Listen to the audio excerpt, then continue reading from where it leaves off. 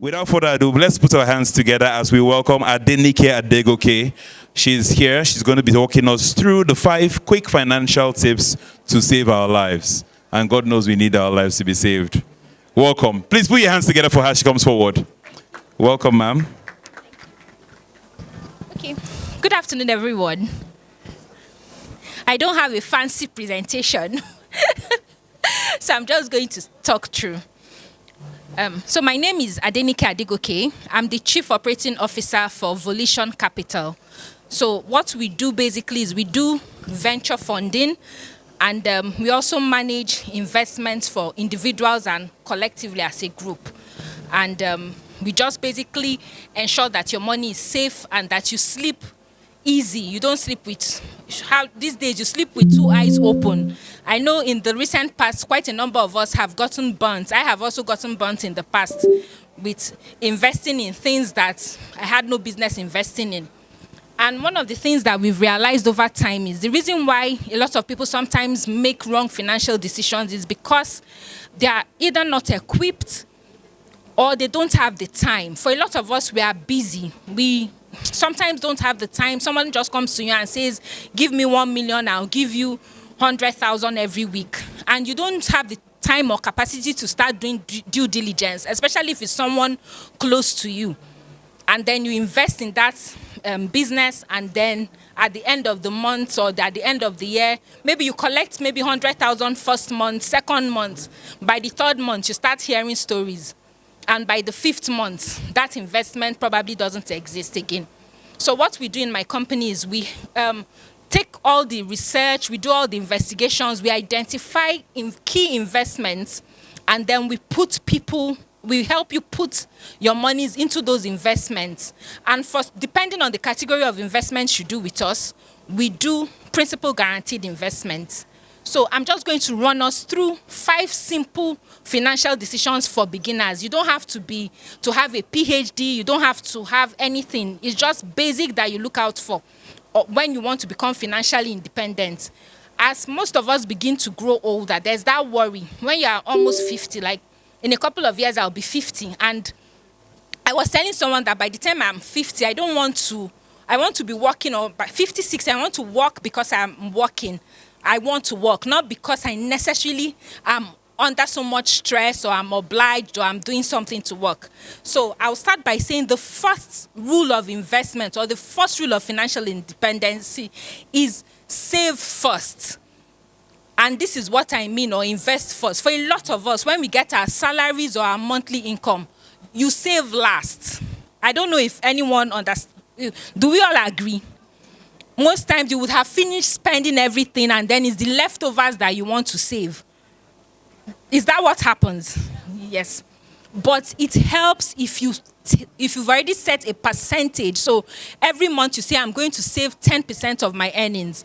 Because what I realized is, no matter how much you earn, money is never really enough. All the times I've gotten promoted, I'll say, once they promote me, this extra portion of my salary, I'm going to save it. And then I find out that maybe I got a 200,000 naira increase or a 50,000 naira increase. And I was surviving on 100,000 before. Now I'm earning 150,000, and I still am not saving because for some reason, maybe your taste will increase. That's when you want to start wearing 1,000 naira suits or 300,000 naira suits. Or I was telling someone that it's like there's a bell that rings in the village. Village people know once they increase your salary. Like once there's a salary increase, you will just say, oh yeah, they've increased salary. And the money just goes down the drain. So what I do first is I save first, and then I enjoy second. So once my salary comes in, I take a portion. So I have a set portion. Yours could be 10%, it could be 5%, it could be 50%, depending on how you are, what you're interested in. And then you save that portion, and then you can apportion the rest for other things. The second thing I do is I have a strict budget. If I show you my laptop, I've been using an Excel sheet. I have apps for budgeting, but I have a simple Excel sheet. I've been using that sheet now for 8 years. And every year, I update it. So I list all the important things that I'm meant to do. I list it in that Excel sheet. I have a portion in that Excel sheet that I call Bese. And this is what I mean. I do first come, first serve, because almost every month somebody is coming to meet you to borrow them money. Am I speaking to anybody in this house? So my gbese, if it's 20,000 that I've set aside for gbese, if it's 100 million you need, you are getting 20,000. And it is the first person that comes to meet me that I will give that gbese. Once I've exhausted my gbese allowance for the month, there is no Jupiter that will bring out any other money, except maybe in rare occasions there is an emergency. Because another thing I've realized is a lot of times, the reason why some of us struggle is your money, you've borrowed your monies out, and then when people are paying you back, they are paying you in fragments. You borrow someone 1 million, the person is paying you 20,000 today, 50,000 tomorrow, 100,000 the next day. By the end of the payment cycle, you are not getting your 1 million back because the money has been paid in bits and pieces. You've exhausted it, you've spent it. So I use a budget, and so my income goes on top, my budgeting, my expenses go at the bottom, and then I have an amount that I use. Oh, okay, sorry. Okay, so, and then I have an amount that I save at the end of the year. The third thing I do, and the thing a lot of us, wait for, I don't wait for the big break. A lot of people think that investing, you can only invest when you have 100 million naira or 200 million naira. No, start with what you have and plan long term. I have varying investments. I have the ones I do short term, I have the ones I do long term. But I put monies aside and I take my eyes off it. Because the truth is, sometimes when you do a lot of short term investments, by the time the investment is maturing, your investment might be maturing at a wrong time. And we don't do crypto, but let me just use it as an example. Imagine if you had put all your monies in crypto and it's meant to mature now. Crypto is dead at this moment. So if you are meant to get your crypto investments, as I said, I'm just using crypto as an example. By now, you'll be in trouble. So think long, a mixture of long-term and short-term investments. Number 4 is diversification. Don't put all your eggs in one basket. And that is what my company does. We try to diversify risk, because we understand that our economy, in fact, the world as a whole is volatile. If you invested in a lot of agric products, by now you are probably going to be, I don't want to use the word weeping, because a lot of agri companies have gone down. But if you do a mixture of investments, so you have some agric, you have in real estate, and then you have in other investments, even when one is not working, the other one is, acts as a buffer for you. So I think that's also very key. Diversification of investments. Something else that I also do, I don't usually take my card to the supermarket. I know it's weird. People will say, why? Most times when you take your card to the supermarket, you end up spending more than you bargained. I don't know if anybody agrees. So you are going in to buy toothpaste, but you are coming out with a Mercedes Benz. Has that happened to anybody? You said, on my way from work, I need toothpaste. And then I'm going to carry only a small basket. And then you are coming out with cat food, and you don't even have a cat.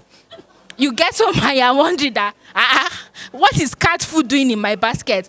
So I try to draw up a list, and then I stick to that list. As I said, it's years. I used to have a spending problem, I'll be honest. I used to shop.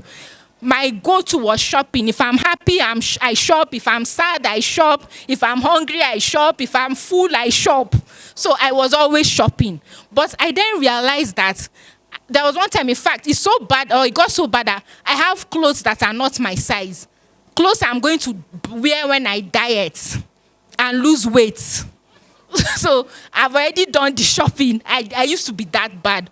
But I realized that it was because I had, number one, I used to have a bit of free cash flow. And then I wasn't strategic. I didn't used to budget. So even now, if I have to maybe buy clothes, I know what I want to buy. If I'm going to the supermarket, I withdraw and I take cash. Because there's a tendency to overspend when you are with your card. If you are buying something 5,000 naira and you are with 5,000 naira, and you spend that 5,000 naira, money is not going to come out from anywhere. But if you have your card and you have 20,000 in that card, that 5,000 naira budget becomes 25,000 naira. So, sorry, am I still keeping to time? Okay, 2 minutes. Okay, so another thing, I know I'm supposed to say 5 things, but since I still have time, reduce the time you eat out. A lot of us do a lot of eating out. I like eating out, going to restaurants. I like it. I like food. It's obvious on my body. But I had to reduce it because you buy a kilogram of prawns, maybe 9,000. It will get you 6 pieces. By the time you go to a restaurant and you eat a plate of 1 prawn, you're spending the same 9,000. So I'm not saying you shouldn't enjoy your life. I have an enjoyment budget. Once a month, I take myself out and I indulge. But reduce how frequently you take yourself out. Finally, I would say follow who know road. And this is what I mean. A lot of times, a lot of us, you hear different kinds of investments. Do this, do that, and you will get 1 million. Follow who know road. And that is why Volition is here. We know road. We will take you to your promised land if you follow us. So we have a stand over there. We have some wonderful things for you. Please come, and thank you very much.